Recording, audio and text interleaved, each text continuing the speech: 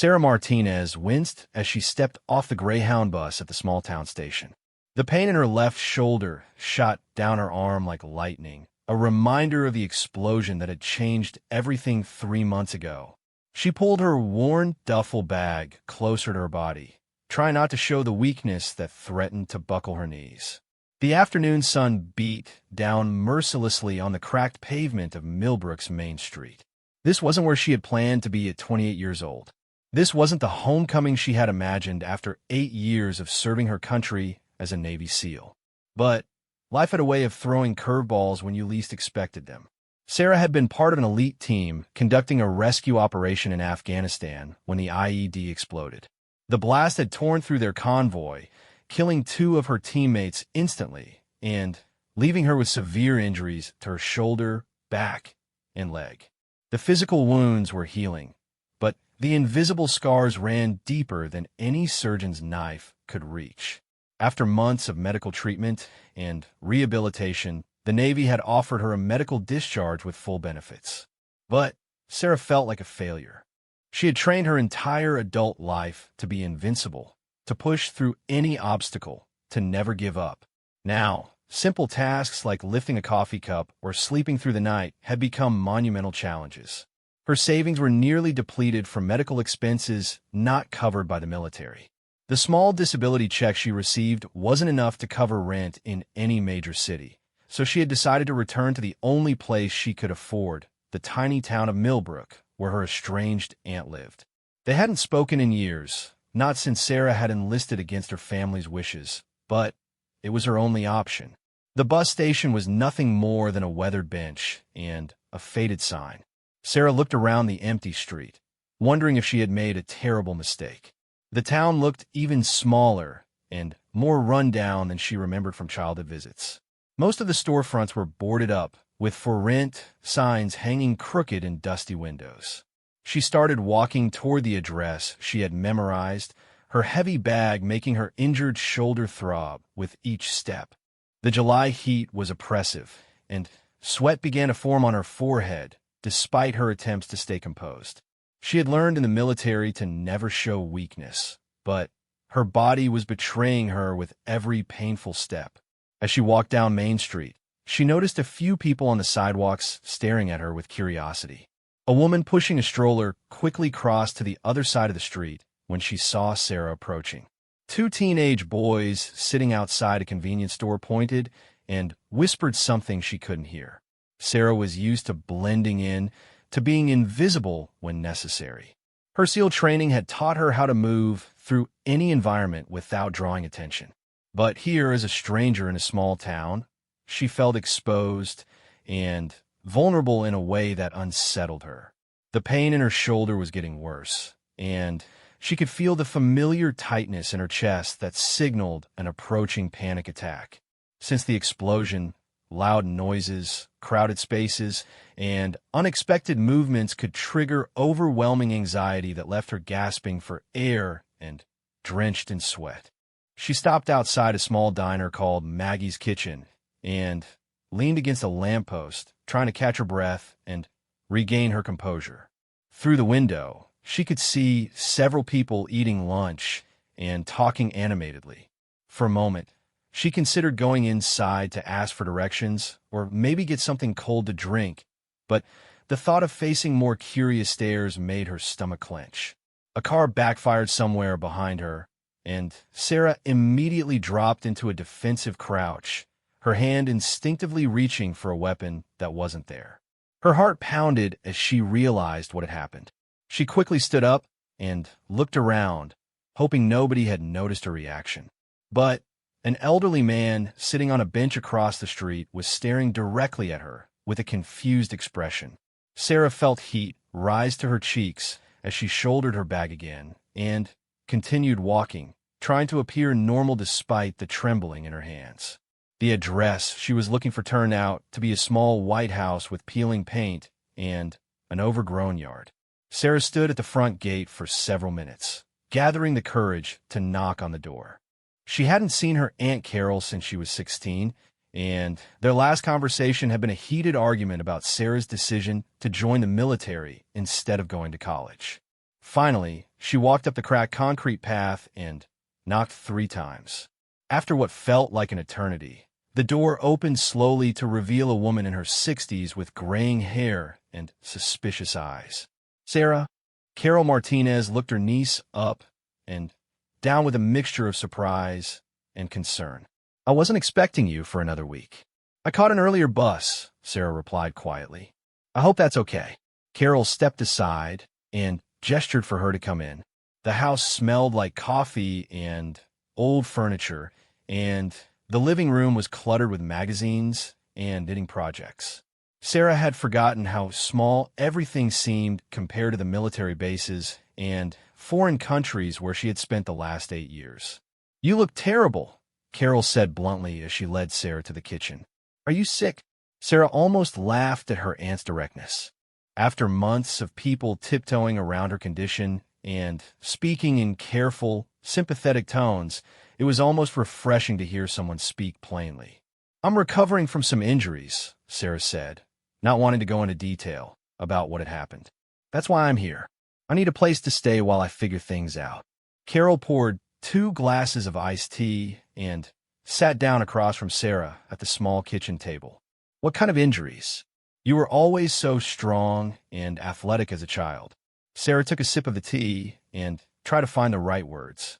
She had told the story so many times to doctors and therapists that it had become almost mechanical, but somehow it felt different sitting in her aunt's kitchen.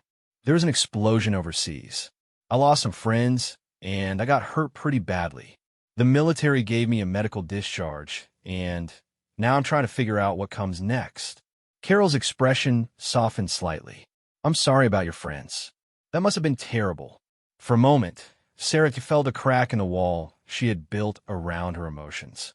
The simple acknowledgement of her loss threatened to unleash the grief she had been holding back for months. She blinked hard and forced herself to stay focused on practical matters. I can pay rent, she said quickly. Not much, but something. And I can help around the house with repairs and yard work. With your injuries? Carol looked skeptical. I'll manage, Sarah insisted, though even she wasn't sure how. Carol studied her for a long moment before nodding. You can stay in the spare room upstairs. But I want you to know that I don't tolerate any nonsense. No drinking, no staying out all night, no bringing strangers around. Sarah almost smiled at the conditions, which sounded like something from a boarding house rather than a family arrangement.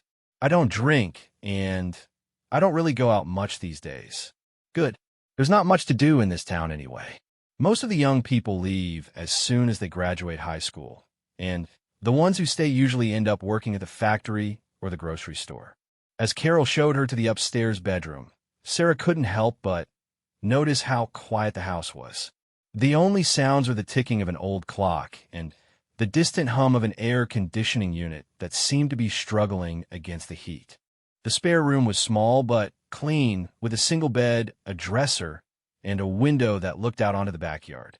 Sarah set her duffel bag on the floor and sat heavily on the edge of the bed, suddenly feeling exhausted from the journey and the emotional weight of starting over. Dinner is at 6, Carol said from the doorway. Nothing fancy, just whatever I have in the refrigerator. And tomorrow you should probably see about finding some kind of work. Sitting around feeling sorry for yourself won't pay the bills. After Carol left, Sarah lay back on the bed and stared at the ceiling. The room was uncomfortably warm despite a small fan in the corner, and she could hear voices from the neighboring houses through the thin walls. Everything felt foreign and overwhelming after years of living in military barracks and temporary housing overseas. She pulled out her phone to check for messages, but there were none. Most of her military friends were still deployed or stationed at bases around the world, and she had lost touch with her civilian friends years ago. The isolation felt heavier than her physical injuries. As the afternoon wore on, Sarah unpacked her few belongings and tried to settle into the unfamiliar space. She had been living out of a duffel bag for so long that the idea of having a permanent place to put her things felt strange. Everything she owned fit easily into 2 drawers and half of the small closet, At 6 o'clock, she made her way downstairs for dinner. Carol had prepared a simple meal of baked chicken, mashed potatoes, and green beans. They ate mostly in silence, with occasional comments about the weather or the condition of the house. The air conditioner upstairs needs work, Carol mentioned as she cleared the dishes. The repairman wants $300 to fix it, which I don't have right now. I could take a look at it, Sarah offered. I learned some basic repair skills in the military. Carol raised an eyebrow. What exactly did you do in the military? I never really understood what you were up to all these years. Sarah hesitated. She had learned to be vague about her service when talking to civilians. Most people had unrealistic ideas about military life based on movies and television, and she had found it easier to avoid detailed explanations. I was in special operations, she said simply. We did various missions overseas. Special operations? Like what they show in those action movies. Not exactly. Most of it was pretty routine. Sarah knew this wasn't entirely true, but she didn't want to get into the complexities of her actual duties as a Navy SEAL. After dinner, Sarah excused herself and went for a walk around the neighborhood. The sun was beginning to set, casting long shadows across the quiet streets. She passed small houses with neat front yards and older residents sitting on porches and folding chairs. A few people nodded politely as she walked by, but she could sense their curiosity about the new person in town. In a place this small, everyone probably knew everyone else's business, and a stranger was bound to attract attention. The walk helped clear her head slightly, but the constant pain in her shoulder made it difficult to relax completely. She had been prescribed pain medication, but she tried to take it sparingly. Too many veterans she knew had developed dependencies on prescription drugs, and she was determined not to go down that path. When she returned to the house, Carol was watching television in the living room. Sarah said goodnight and went upstairs to her room, where she attempted to do some of the physical therapy exercises the military doctors had prescribed. The movements were agonizing, and she had to stop several times to catch her breath and fight off waves of nausea. But she forced herself to complete the routine, knowing that her recovery depended on consistent effort, even when it felt impossible. As she lay in bed that night, listening to the unfamiliar sounds of the small town settling into darkness, Sarah wondered what she had gotten herself into. She had survived war zones, completed some of the most challenging military training in the world, and led missions that most people couldn't imagine. But somehow, the prospect of building a civilian life in this quiet town felt more daunting than anything she had faced in combat. The pain in her shoulder made it difficult to find a comfortable sleeping position, and every time she began to drift off, her mind would flash back to the explosion that had changed everything. She could still smell the smoke, still hear the screaming, still feel the terror of realizing that some of her teammates weren't moving. She had been told that these flashbacks would fade with time, but 3 months later they seemed as vivid and traumatic as ever. Sometimes she wondered if she would ever feel normal again, or if this was simply her new reality. Outside her window, she could hear the distant sound of a train whistle and the occasional car driving down the main street. It was peaceful in a way that should have been comforting, but instead it made her feel more isolated than ever. She was used to the constant activity and noise of military life, where there was always something to do and someone to talk to. Here, in the quiet darkness of Millbrook, she was alone with her thoughts and her pain in a way that felt almost suffocating. She closed her eyes and tried to focus on her breathing, using techniques she had learned in therapy to manage the anxiety that threatened to overwhelm her. Tomorrow, she would start looking for work and trying to build some kind of life in this place. But tonight, she just had to make it through until morning, one breath at a time. The next morning, Sarah woke before dawn out of habit. Her internal clock was still set to military time, and her body automatically stirred at 0500 hours regardless of how little sleep she had gotten. The pain in her shoulder felt worse after sleeping on the unfamiliar mattress, and she spent several minutes doing gentle stretching exercises before getting dressed. Carol was already in the kitchen when Sarah came downstairs, reading a newspaper and drinking coffee from a chipped ceramic mug.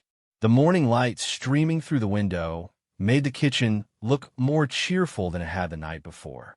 "Coffee's on the counter," Carol said without looking up from her paper. "I made extra."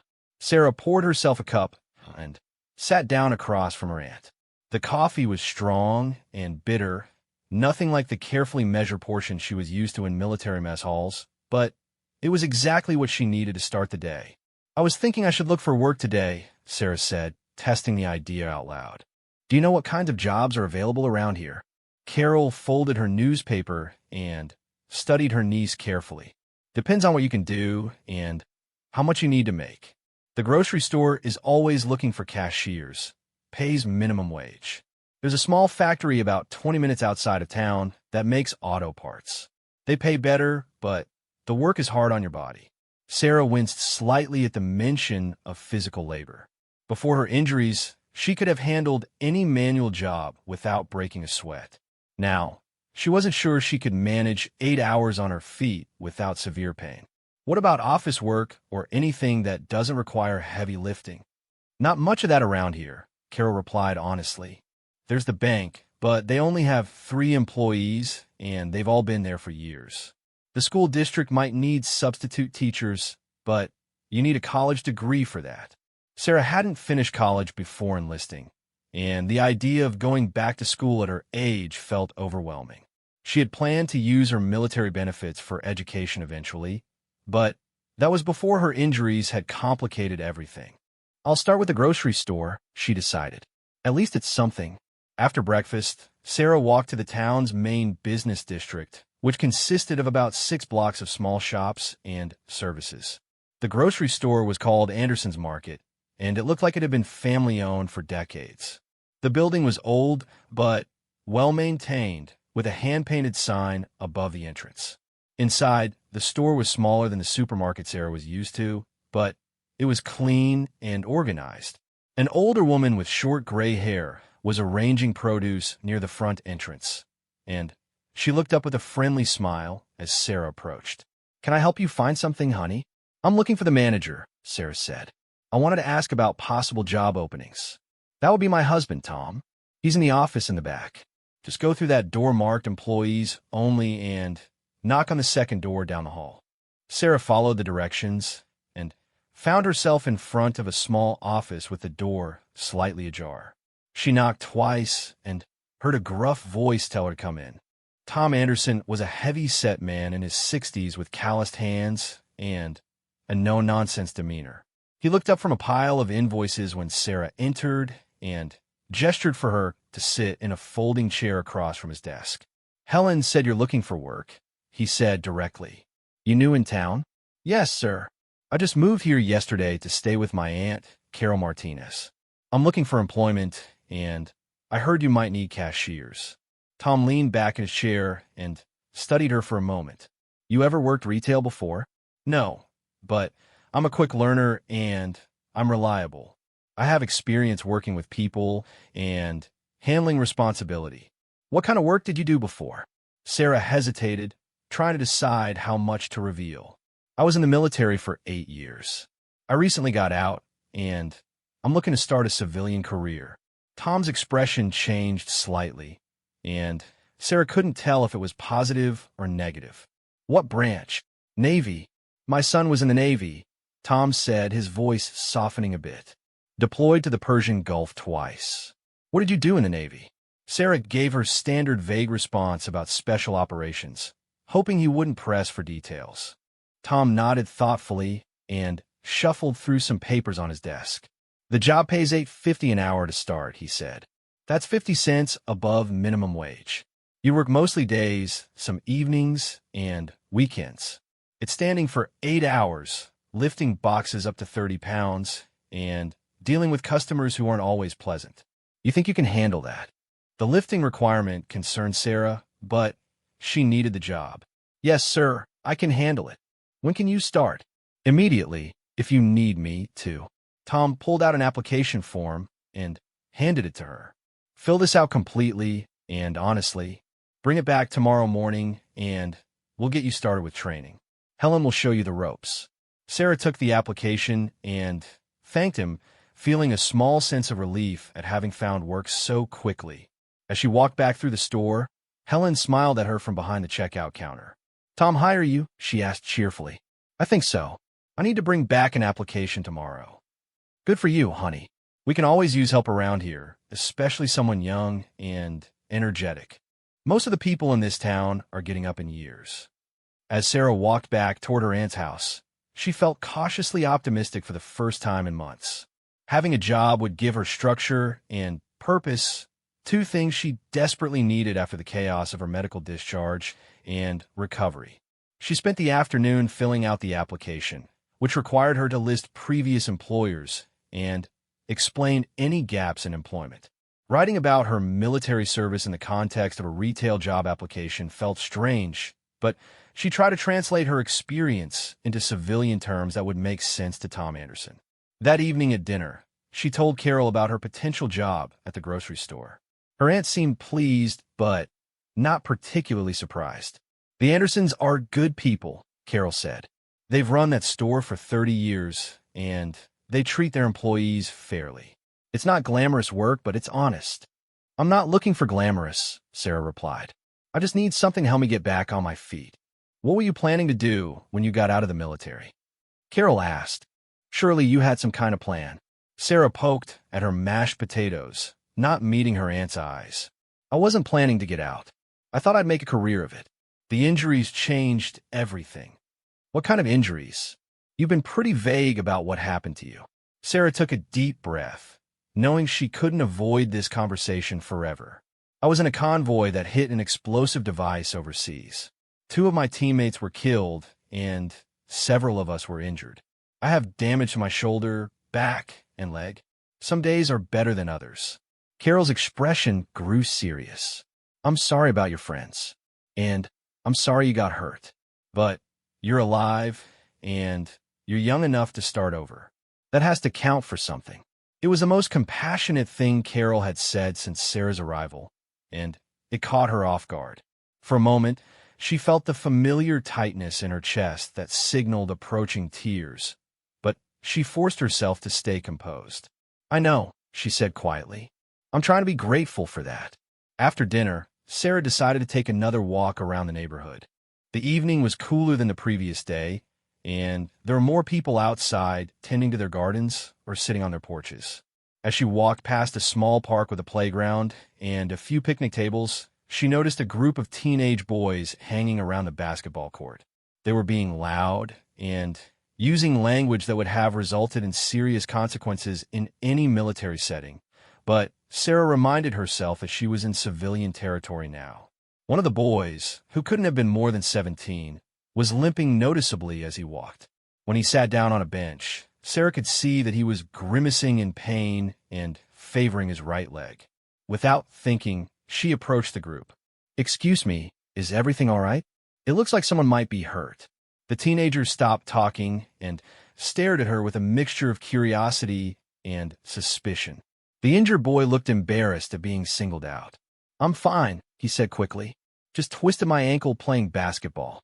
"It looks pretty swollen," Sarah observed, noting the obvious signs of injury. "You should probably elevate it and put some ice on it." "Who are you?" one of the other boys asked rudely. "We don't need some stranger telling us what to do." Sarah felt a flash of irritation at the boy's tone, but she reminded herself that she wasn't a drill sergeant anymore. "I'm new in town, and I have some medical training. I was just trying to help." "What kind of medical training?" the injured boy asked, seeming more interested now. "Military medic training," she said simply, which wasn't entirely accurate but close enough. "That ankle really should be looked at by a doctor if the swelling doesn't go down." "Can't afford a doctor," the boy mumbled. "My mom's insurance doesn't cover much." Sarah understood that problem all too well. There might be a clinic in town that offers sliding scale fees based on income. You should ask around. She gave the boys some basic advice about treating the injury and continued on her walk, but the encounter stayed with her. She had forgotten how much she missed being able to help people directly. In the military, her training had been focused on protecting her team and completing missions, but there had always been opportunities to use her skills to help others.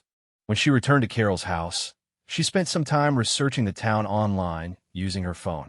Millbrook had a population of just over 3,000 people, and the largest employers were the auto parts factory Carol had mentioned and the regional school district. The nearest hospital was 45 minutes away, and there didn't appear to be any urgent care clinics or medical facilities in town. She also looked up information about veteran services in the area, hoping to find resources that might help with her ongoing medical needs or career transition. The closest Veterans Affairs office was over an hour away, which would make it difficult to attend appointments without reliable transportation. As she prepared for bed, Sarah felt a familiar mix of hope and anxiety about the next day. Starting a civilian job would be a significant step in her recovery, but she was nervous about whether she could physically handle the demands of retail work with her injuries. She set her alarm for 6 o'clock, wanting to allow extra time to prepare for her first day. The military had taught her the importance of being early and well-prepared for any new situation, habits that she hoped would serve her well in civilian employment. The next morning, Sarah dressed carefully in khaki pants and a plain blue button-down shirt, trying to look professional without overdressing for a grocery store position. She ate a light breakfast with Carol, who wished her good luck as she headed out the door.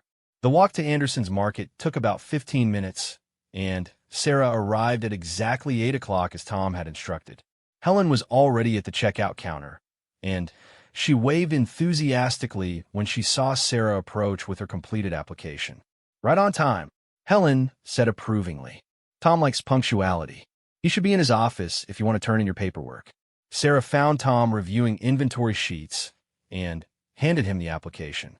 He looked it over quickly, asked her a few clarifying questions about her availability, and then led her back out to the main floor of the store.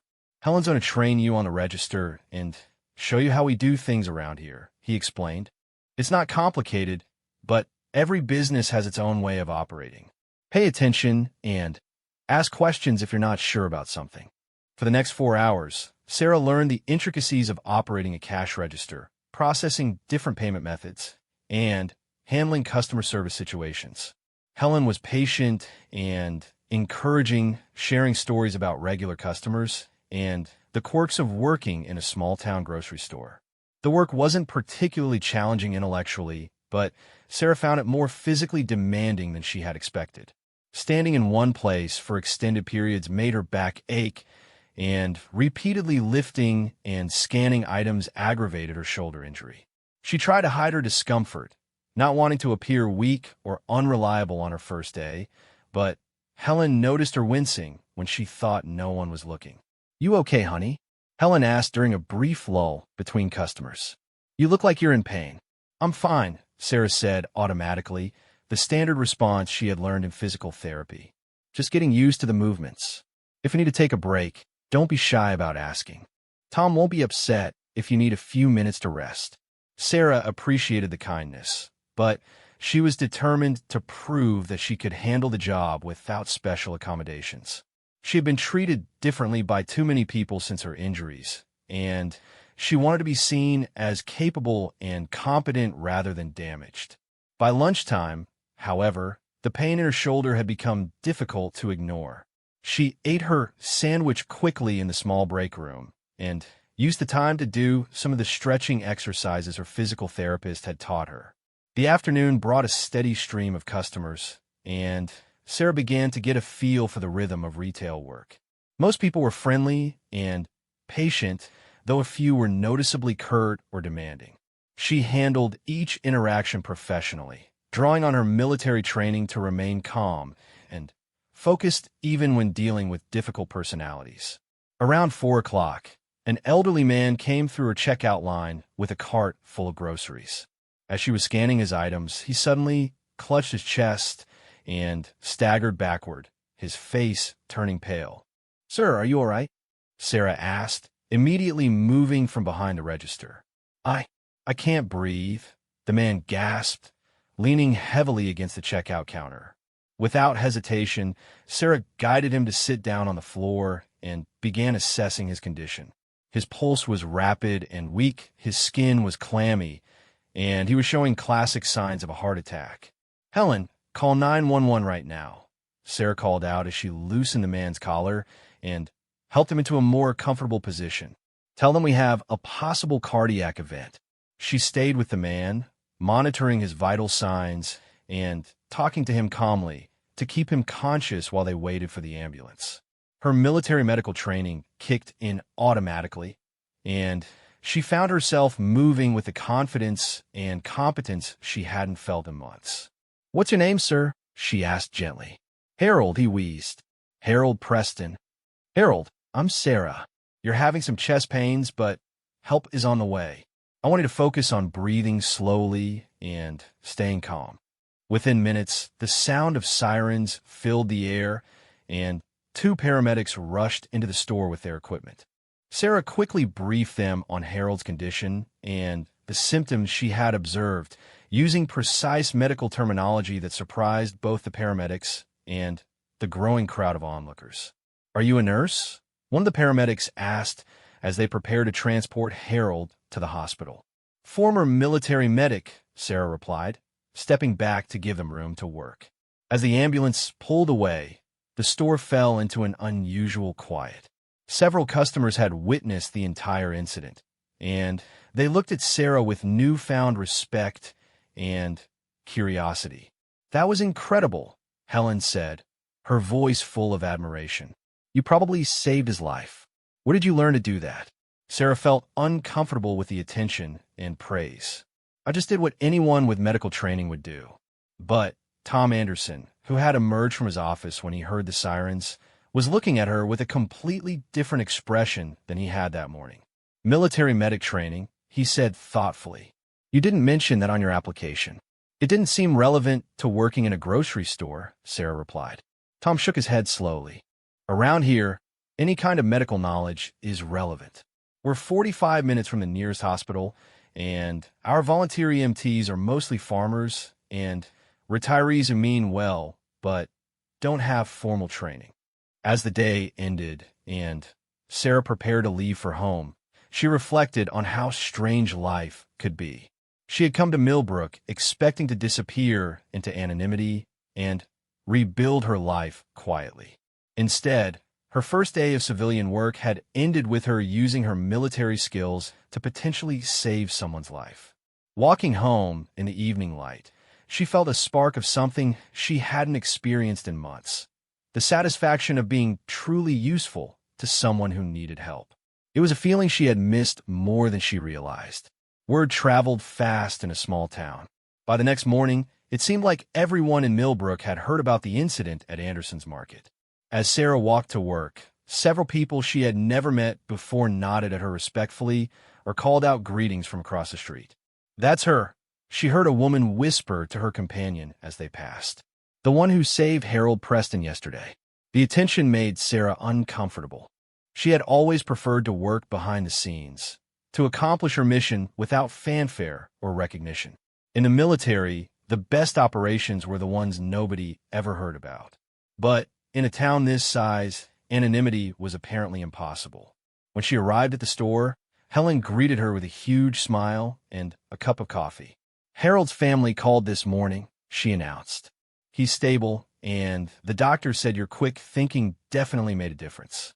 They want to thank you personally." "I just did what needed to be done," Sarah replied, hoping to downplay the situation. "Anyone would have helped." "Not anyone could have helped like that," Tom Anderson interjected, emerging from his office. "I've been thinking about yesterday, and I have a proposition for you." Sarah raised an eyebrow, not sure where this was heading. "This town doesn't have any medical services except for old Doc Morrison, who's 83 and mostly deals with routine checkups and minor injuries. We've been talking for years about needing some kind of urgent care or first aid station, especially during the summer when we get tourists passing through." "I'm not a doctor," Sarah said carefully. "I have basic combat medic training, but that's very different from civilian medical care." "I understand that," Tom continued, "but what you have is more training than anyone else around here. I've been talking to some of the other business owners this morning, and we think there might be a way to make this work for everyone." He led her to a small and used room at the back of the store that was currently filled with old displays and storage boxes. We could clear this out and set up a basic first aid station. Nothing fancy, just a place where people could come for minor injuries, basic health questions, and emergency situations like yesterday. Sarah looked around the cluttered space, trying to imagine it as any kind of medical facility. I don't have a license to practice medicine. I couldn't charge people for medical services. We thought about that too, Tom said. It would be volunteer work, community service. But the Business Owners Association has discussed creating a small fund to compensate you for your time. It wouldn't be much, but it would be something. The idea was both appealing and terrifying. Sarah missed using her medical skills, and she could see the genuine need in the community. But she also knew the limitations of her training and the potential liability issues involved. I need to research the legal requirements, she said slowly. And I want to talk to some medical professionals about what would be appropriate for someone with my level of training. Of course, Tom agreed. Take all the time you need to think about it.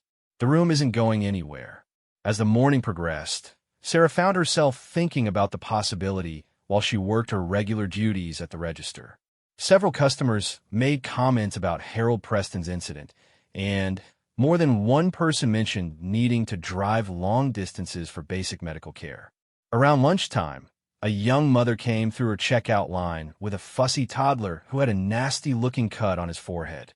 The child was crying inconsolably, and the mother looked frazzled and worried. How did this happen? Sarah asked gently as she scanned the woman's items. He fell off his tricycle this morning, the mother explained.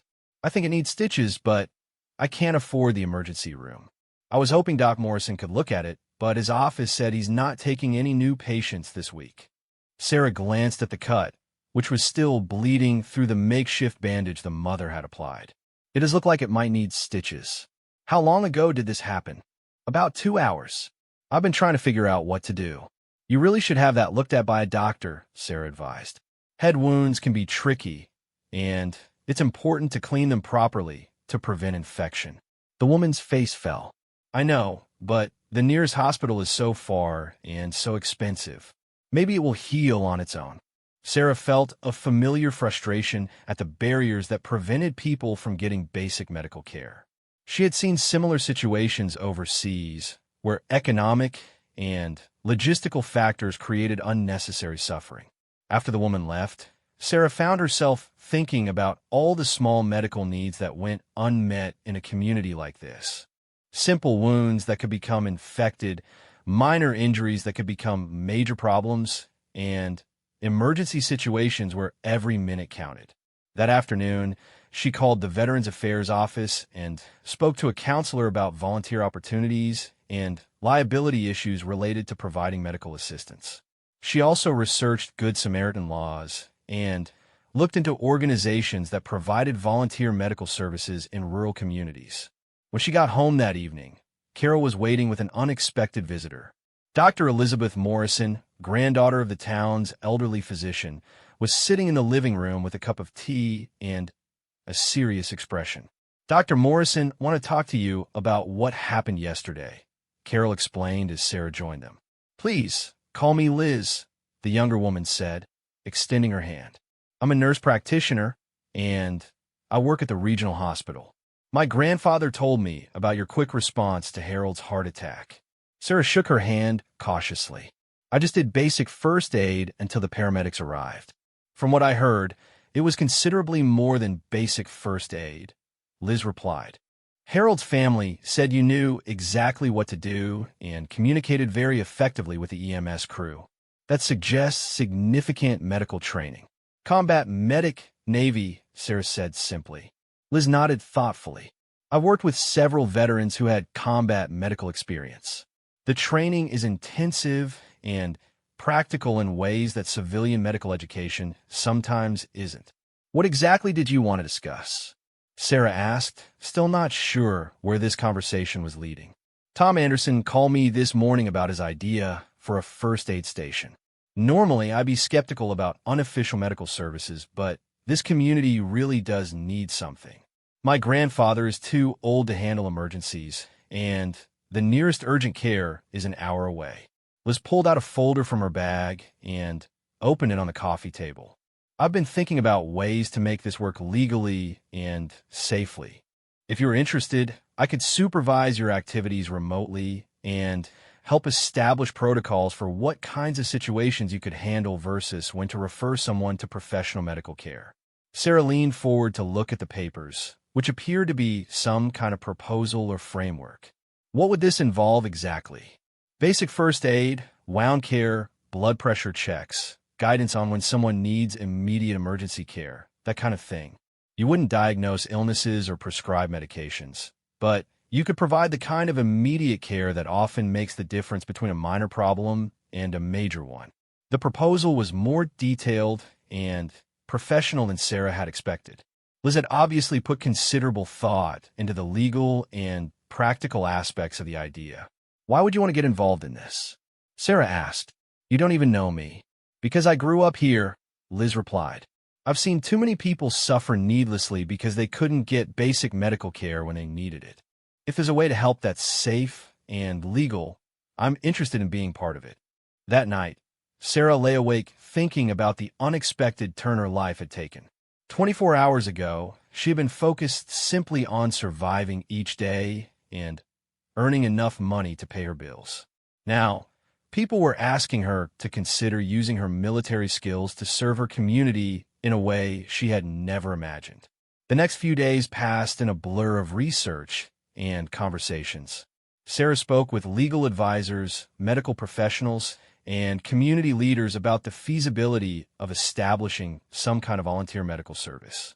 The response was overwhelmingly positive, though everyone emphasized the importance of doing it correctly to avoid liability issues.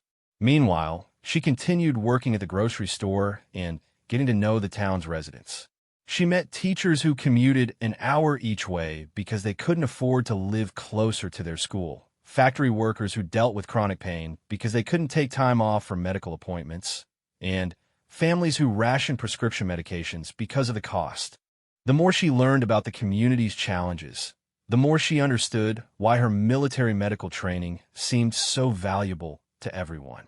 In Millbrook, she wasn't just another disabled veteran trying to fit into civilian life. She was someone with skills that were desperately needed.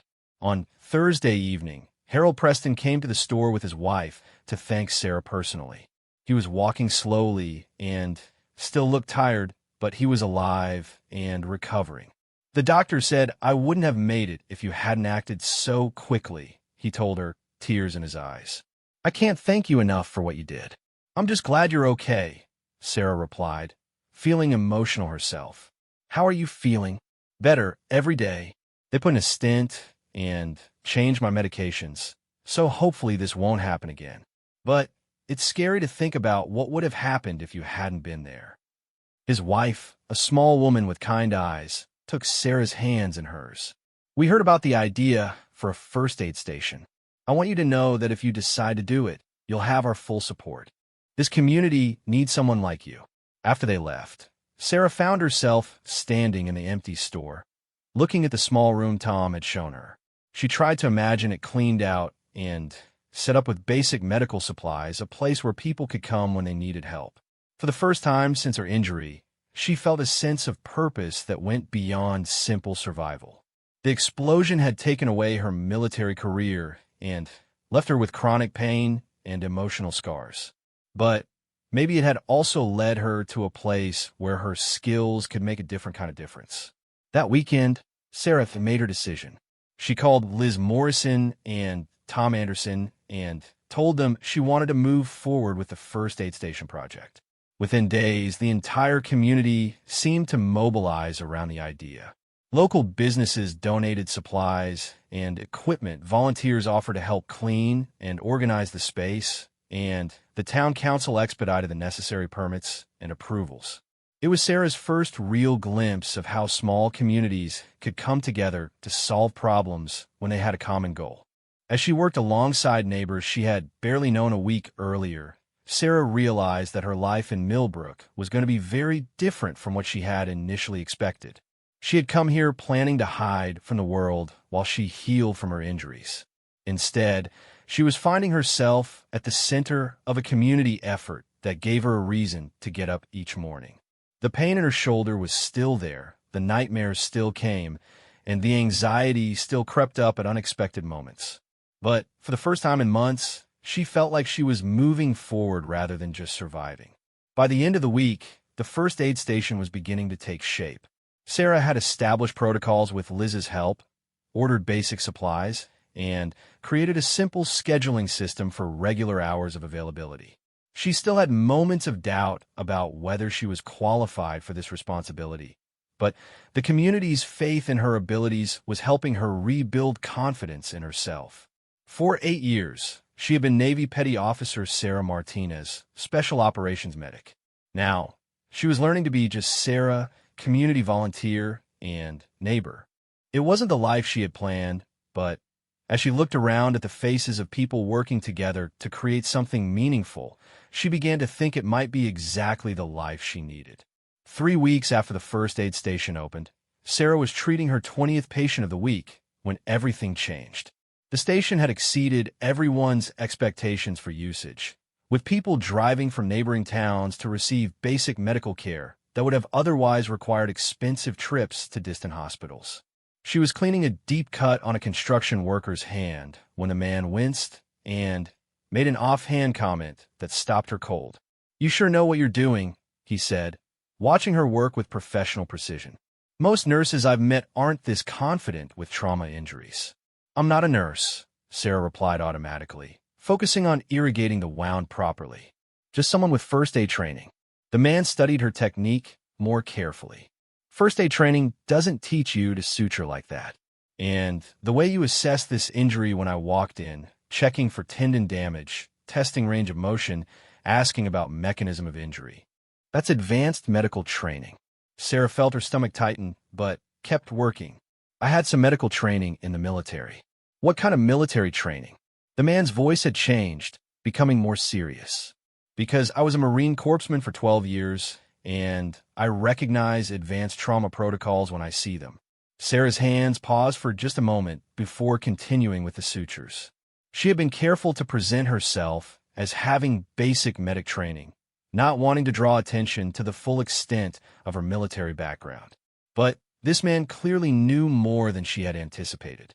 "Navy," she said simply, hoping he wouldn't push further. "Navy what? Corpsman? Medic? Or something else?" The question hung in the air as Sarah finished the sutures and applied a bandage to his hand. She gave him instructions for wound care and scheduled a follow-up appointment, all while avoiding direct eye contact. "You don't have to tell me," the man said as he prepared to leave. "But I know special operations medical training when I see it. I worked with some SEALs overseas, and they had skills that went way beyond standard combat medic training." After he left, Sarah sat alone in the small treatment room, her heart pounding. She had been so focused on helping people that she hadn't considered how her advanced skills might raise questions about her background. In her military career, operational security had been paramount, and she had never discussed her missions or training with anyone outside her team. Now, she was using those same skills in a civilian setting where people naturally wanted to know about her qualifications and experience. The problem was that her actual background was far more complex than she had been willing to admit, even to herself. Sarah Martinez hadn't just been a Navy medic. She had been a Navy SEAL, one of only a handful of women ever to complete the grueling training and serve in special operations. For 8 years, she had conducted classified missions around the world, using her medical training to keep her team alive in hostile environments. The explosion that ended her career hadn't happened during a routine convoy mission, as she had told people. She had been leading a rescue operation to extract hostages from a terrorist compound when the IED detonated. Her quick medical intervention had saved the lives of 2 hostages and 1 team member, even as she sustained injuries that would eventually force her retirement. The Navy had awarded her several commendations for her service, including a Bronze Star with Valor for her actions during the rescue operation. But those awards were classified, along with most of her operational history. As far as official records showed, she was simply a former Navy petty officer with medical training. She had chosen to keep her SEAL background secret when she arrived in Millbrook, partly out of habit, and partly because she wasn't sure how people would react. Small-town civilians might not understand the complexities of special operations, and she had wanted to avoid the kinds of questions and assumptions that often came with her military history. But now, as she looked around the first aid station that had become such an important part of the community, she realized that her deception was creating its own problems. People trusted her with their medical needs based on the assumption that she was qualified to provide care. If they discovered that she had misrepresented her background, that trust could be shattered. That evening, Sarah called Liz Morrison to discuss the situation. They met at a coffee shop in the next town over, where they could talk privately without interruption from curious neighbors. "I need to tell you something about my military background," Sarah began, not sure how to explain 8 years of classified service in a way that would make sense. Liz listened carefully as Sarah provided a carefully edited version of her service record, emphasizing her medical training while downplaying the combat operations. Even this limited account was more than she had shared with anyone since arriving in Millbrook. "So, you're telling me that your medical training was actually much more extensive than you originally indicated?" Liz asked when Sarah finished. "Yes, I didn't want to make a big deal about it, but I'm starting to realize that people need to know they can trust my qualifications." Liz leaned back in her chair, processing this information. "Sarah, what you're describing sounds like military training that goes well beyond standard combat medic certification. Are you telling me everything?" Sarah hesitated, knowing that she was at a crossroads. She could continue to maintain her cover story and hope that no one else would ask difficult questions, or she could trust this woman who had supported her efforts to serve the community. "I was in special operations," she said finally. "The medical training was part of a broader mission requirement. I can't discuss the specifics, but I can say that my qualifications are more than adequate for what we're doing here." Liz nodded slowly. "I suspected there was more to your story. The way you handle emergency situations, your knowledge of advanced trauma protocols, your comfort level with complex medical decisions. It all suggested experience that goes beyond basic military medical training." "Are you concerned about me working the first aid station?" Sarah asked, worried about where this conversation was heading. "Actually, I'm more confident than ever," Liz replied. "But I think you need to be more honest with the community about your qualifications. People have a right to know that they're receiving care from someone with extensive medical training, not just basic first aid knowledge." Over the next few days, Sarah struggled with how much of her background to reveal. The truth was that her SEAL training had included advanced medical courses that were equivalent to civilian paramedic certification and beyond. She was qualified to handle far more complex medical situations than she had been admitting. The decision was made for her when a farm accident brought multiple casualties to the first aid station on a busy Saturday afternoon. A piece of machinery had malfunctioned, injuring 3 workers with various degrees of severity. The first patient had a severe laceration on his arm that was bleeding heavily. The second had possible internal injuries from being struck by a piece of equipment. The third had a compound fracture of his leg that was clearly beyond the scope of basic first aid. Without thinking, Sarah immediately went into emergency mode, triaging the patients according to their injuries and coordinating care with the precision of someone who had managed battlefield medical situations.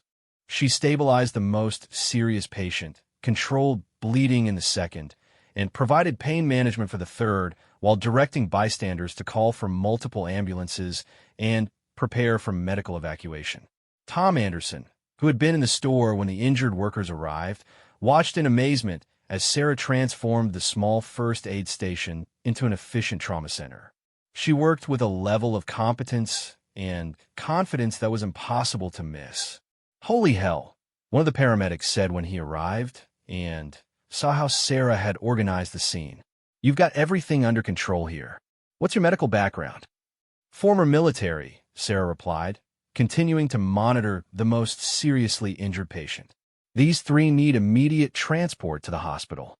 I've stabilized them for transport, but they all require surgical evaluation." The paramedic looked at her with newfound respect. "Military wear?" This is some seriously advanced care you've provided." Before Sarah could answer, Tom Anderson spoke up. "She's former Navy Special Operations medical training. Best thing that ever happened to this town." As the ambulances pulled away with the injured workers, Sarah realized that her secret was essentially out. Tom had announced her special operations background to a group of first responders who would undoubtedly share that information throughout the region. That evening, her phone rang constantly with calls from community members who had heard about the farm accident. The story had already evolved through multiple retellings, with some people claiming she had single-handedly saved 3 lives through miraculous medical intervention. Carol looked at her niece with a mixture of pride and confusion as they sat down for dinner. "People are saying you're some kind of military hero. They're talking about special forces and classified missions and all sorts of things I don't understand."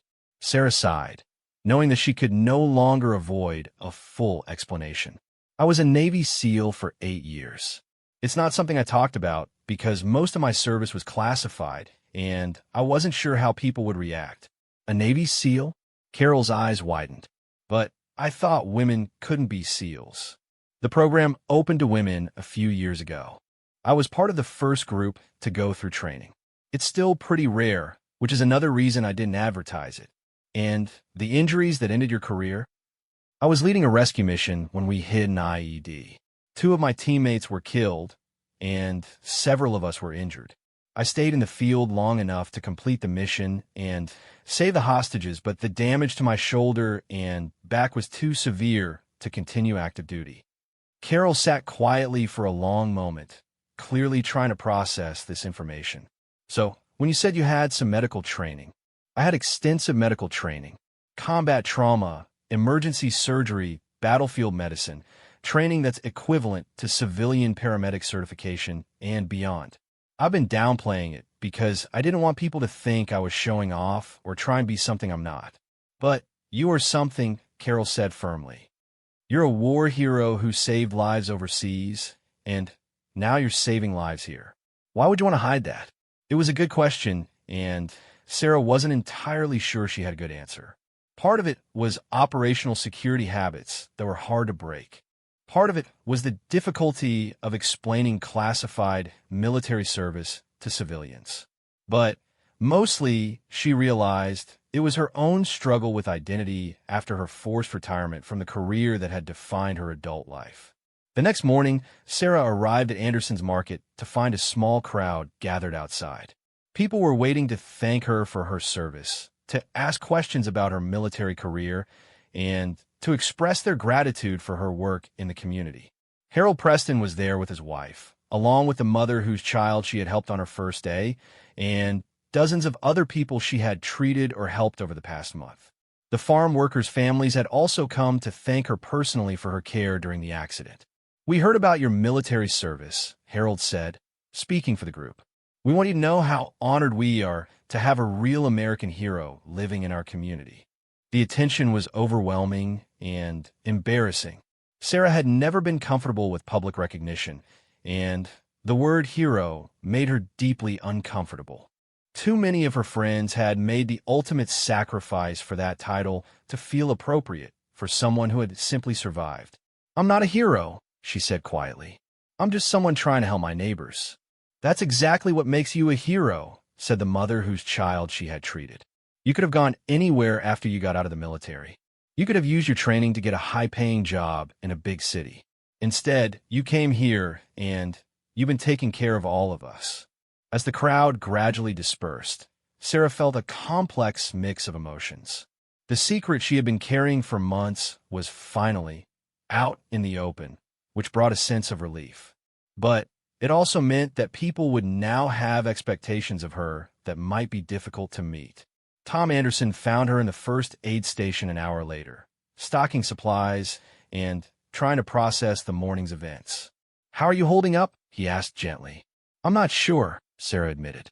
"I've spent my whole adult life being part of a team, working in the background, completing missions without recognition.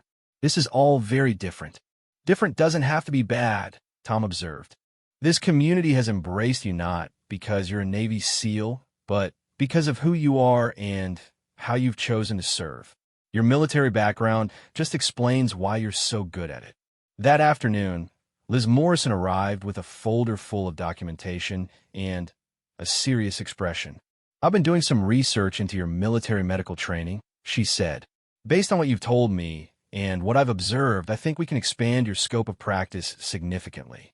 She opened the folder to reveal certification paperwork and training modules. "If you're interested, I can help you get civilian certifications that match your military training. Emergency medical technician, wilderness first responder, maybe even paramedic certification through challenge exams."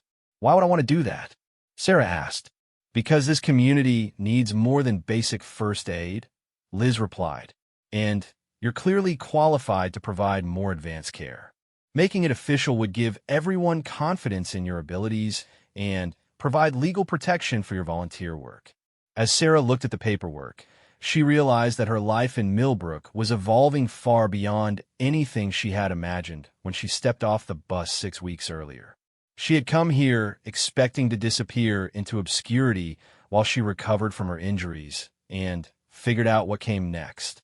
Instead, she was being asked to step into a role that would put her skills and experience at the center of community life. It was both terrifying and exciting, a chance to rebuild her identity around service that honored her military training while meeting civilian needs. For the first time since her injury, Sarah began to see a future that went beyond simple survival. Maybe her career as a Navy SEAL was over, but her career as a person who used her skills to help others was just beginning.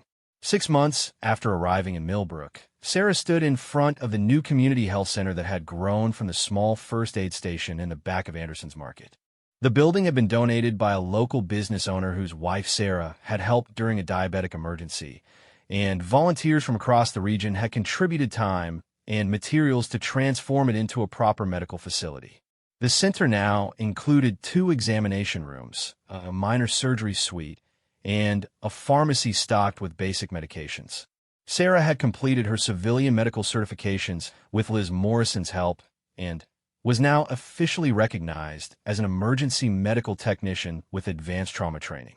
But the real transformation wasn't in the building or the certifications.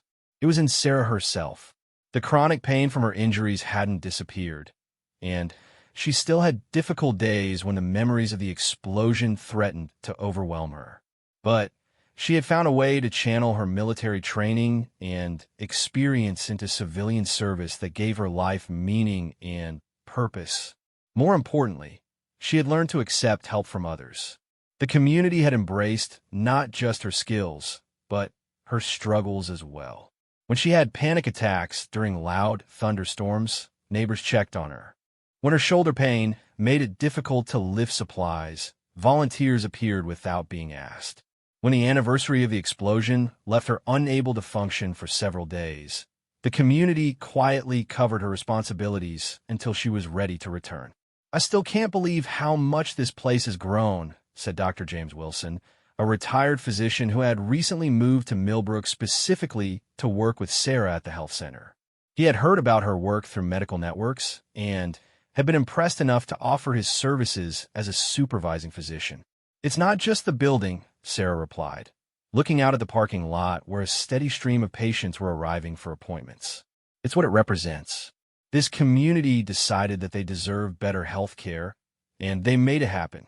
The health center now served not just Millbrook, but several surrounding rural communities that had similar challenges accessing medical care.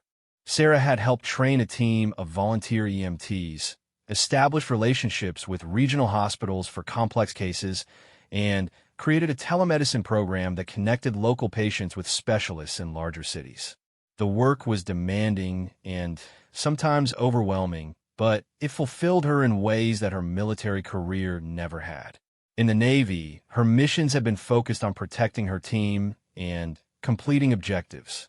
Here, every day brought opportunities to improve individual lives and strengthen community health. That afternoon, Sarah was examining an elderly farmer who had been struggling with chronic back pain when he mentioned something that caught her attention. "My grandson's been having nightmares since he got back from Iraq," the man said casually as she checked his blood pressure. Wakes up screaming most nights. His wife doesn't know what to do with him. Sarah paused in her examination. How long has he been back? About 3 months. He was a Marine, did 2 tours over there. Seems like a different person now. Angry all the time, doesn't want to be around people. Reminds me a little of how you were when you first came to town. Actually, the comment hit Sarah harder than she expected. She had forgotten how isolated and difficult she had been during her first weeks in Millbrook before the community had drawn her into their lives and given her a sense of purpose. Would he be interested in talking to someone who's been through similar experiences? She asked carefully. Might be. He sure isn't interested in talking to the VA counselors they assigned him. Says they don't understand what he's been through. That evening, Sarah found herself thinking about the young Marine and all the other veterans who might be struggling with the transition from military to civilian life. She had been fortunate to land in a community that needed her skills and embraced her presence, but she knew that many veterans faced isolation, unemployment, and inadequate mental health support. She called the regional VA office and spoke to a counselor about the possibility of establishing some kind of veteran support program in the rural area. The response was enthusiastic but highlighted the challenge of providing services across such a geographically dispersed population. We have veterans scattered across hundreds of square miles, the counselor explained. Many of them live in small towns or rural areas where they don't have access to other veterans or specialized services. It's one of our biggest challenges. Over the next few weeks, Sarah began reaching out to veterans in the surrounding area, using her growing network of community connections to identify people who might benefit from peer support. What she discovered was a population of former military personnel who were largely invisible to traditional support systems. There was Maria, a former Army truck driver who lived alone on a farm 40 minutes outside of town and hadn't spoken to another veteran in 2 years. There was Robert, a former Air Force mechanic who worked at the auto parts factory and was struggling with alcohol abuse. There was Jennifer, a former Navy communications specialist who was raising 3 children as a single mother while dealing with anxiety and depression. Each of these veterans had their own story of military service, injury or trauma, and difficult transition to civilian life. But they all shared a common experience of feeling disconnected from their communities and misunderstood by people who hadn't served in the military. Sarah decided to start small, organizing informal gatherings at the health center where local veterans could meet and talk with each other. She wasn't trained as a therapist or counselor, but she understood from her own experience that sometimes the most valuable support came from people who had faced similar challenges. The first meeting drew only 3 people. The second had 5.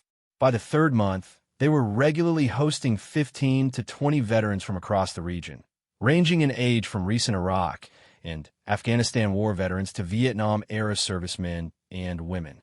This is the first time I've felt understood since I got out of the Army, Maria said during one of the meetings.